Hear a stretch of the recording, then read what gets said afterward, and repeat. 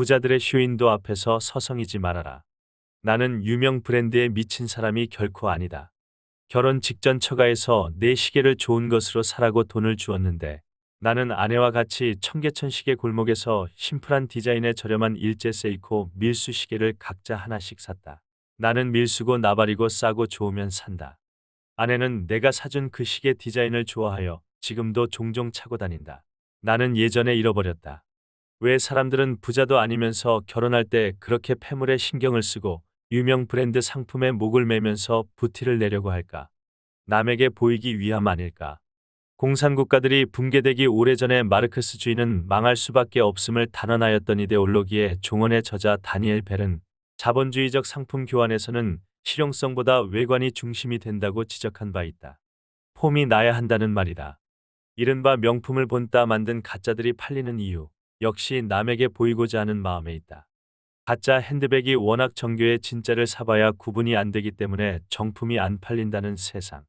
하지만 가짜를 만들어도 진짜와는 눈으로도 쉽게 구분이 되는 값비싼 시계 같은 것들은 오히려 진품이 더 잘 팔린다는 세상. 바시론, 콘스탄틴, 피아제 등 다이아몬드를 주렁주렁 박은 시계를 사는 사람들이 돈 많은 사람들이라면 나는 아무 소리 하지 않는다. 아니, 오히려 잘 샀다고 말할 것이다. 문제는 부자가 아닌 사람들, 부자가 되려고 하는 사람들이다. 값싼 시계를 차고 다니면 손목이 부끄러워지기라도 하는 것일까? 어느 신문에서 친구들과 명품계를 한다는 여대생이 이런 말을 하는 것을 읽었다. 요즘엔 겨울철이라도 반팔티나 블라우스 위에 외투를 걸치고 다니는 차림이 많다. 실내 생활이 늘어났기 때문이다. 그만큼 시계를 상대방에게 보일 기회가 늘어난다. 이제 게라도에서 까르띠에 탱크 시계를 구입하는 것은 사치가 아니라 트렌드다. 트렌드 좋아하네. 트렌드가 밥 먹여주냐? 라이프 스타일을 유지하기 위한 투자라고. 꼴값에 지랄들 떨고 있네. 그게 아니다. 판매자의 상술에 녹아나 혼이 빠져 있기 때문이다. 사람들은 상품을 사는 것이 아니라 판매자가 덮어씌운 이미지에 현혹된다. 수많은 상품들의 매혹적이고도 아름다운 이미지들이 광고를 통해 쏟아져 나오면서 사람들을 세뇌시킨다. 그래서 넥타이 하나를 사더라도 자기 자신의 느낌이 아니라 그 넥타이 뒷면의 상표를 더 중요시한다. 하지만 당신이라는 인격체는 당신이 소유한 상품과 동격이 절대 아니다. 나는 상품이 주는 그 어떤 이미지보다도 나 자신의 판단을 더 소중히 여긴다.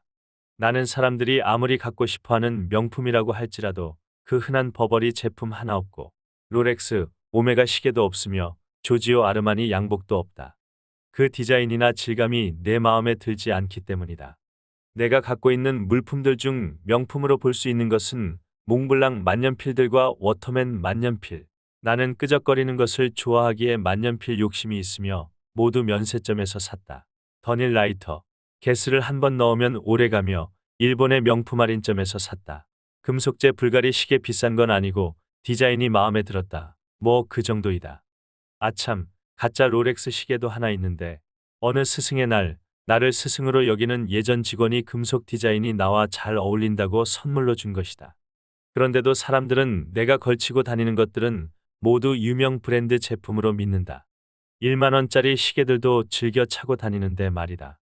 포스트모더니즘의 사회이론가 혹은 본격 하이테크 사회이론가라 불리는 장 보드리아르는 이미 30여 년 전에 져서 소비의 사회, 남들이 만들어 놓은 덫에서 벗어나 주체적 삶을 살고자 원한다면 반드시 읽어보라. 소비의 사회에서 광고, 매스미디어, 에로티시즘, 레저, 가제트 아이디어 상품 등이 약속하는 풍요롭고 자유로운 행복한 삶은 거짓 신화에 지나지 않으나 현대인은 그 신화를 믿고 자신의 영혼을 팔아버리고 있음을 지적하였다. 소비자가 소비하는 것은 더 이상 물건의 사용가치가 아니라 광고와 텔레비전 등 미디어를 통해 확산되는 그 상품의 사회적 이미지이며 현대인은 그러한 이미지의 망령에서 벗어나지 못하고 있다는 것이다. 행복한 때에도 불행한 때에도 인간이 자신의 모습과 마주 대하던 장소였던 거울은 사라지고 그 대신에 쇼윈도가 출현했다고 그는 지적하였다. 30여 년 전의 말이다. 부자들이 돈을 버는 방법 중 하나가 뭔지 아는가? 광고와 쇼윈도를 통해 사람들에게 이렇게 속삭이는 것이다. 너희들 이런 상품 갖고 싶지? 이런 걸 갖고 있어야 너희들 인생이 폼나게 되는 거야. 이 모델들 좀 보렴. 얼마나 아름답고 폼나니? 이게 다 이 물건 때문이야. 그러니 너희들도 한번 구입해봐. 다른 사람들이 너희를 얼마나 부러워할까? 돈이 없다고? 카드 긁으면 되잖아. 얼마나 좋니? 카드 회사에서 12개월 무이자 할부도 해준다는데. 무이자 행사 기간이 끝나서 이자는 내야 한다고. 그깟 놈의 이자가 문제겠니? 사람이 쫀쫀하게 살면 안 되는 거야. 좀 대범해야지. 이자 걱정하지 말고 너희의 인격이 올라간다는 것을 생각해봐. 품위도 생기는 것 아니겠어. 그러니 결단을 내려, 빨리. 아무나 가질 수 있는 게 아니라니까. 대한민국 1%만 가질 수 있다니까. 그래도 이번 달 지출이 계획보다 늘어난다고. 사람이 왜 그러니? 다음 달에 절약하면 될 걸 가지고 말이야. 게다가 2달 후면 보너스도 나올 예정이잖아. 뭘 그렇게 걱정하니? 세이노라는 사람도 걱정은 10분만 하라고 그랬다더라. 벌써 10분 지났다. 그러니 이제 걱정 그만하고 지금 구입하렴. 응?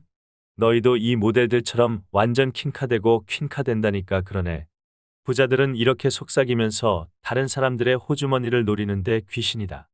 정작 자기들은 졸부가 아닌 한 그런 속삭임에는 넘어가지 않는다. 그런 부자들이 만들어 놓은 그 쇼윈도 앞에서 서성대지 말라. 남들이 불어넣은 이미지에 세뇌되고 타인의 판단을 우선시하며 타인에게 보이고자 소유하려는 태도처럼 어리석은 것이 없다. 그런 사람들은 상품뿐만 아니라 돈, 명예, 지위, 학벌 등에 대해서도 스스로의 가치 판단보다는 남들이 불어넣는 이미지에 세뇌되고 타인의 판단을 우선시한다. 하지만 그런 꼬드김에 넘어가면 투자에 사용할 자금과 시간은 점점 더 제로에 가깝게 되어 오히려 삶 자체를 잃어버리게 될 가능성만 높다. 부자가 될 사람이 소유하려는 것은 자기 자신의 미래를 위한 재화이지 남에게 지금 보이기 위한 물품이 아니다. 명심해라.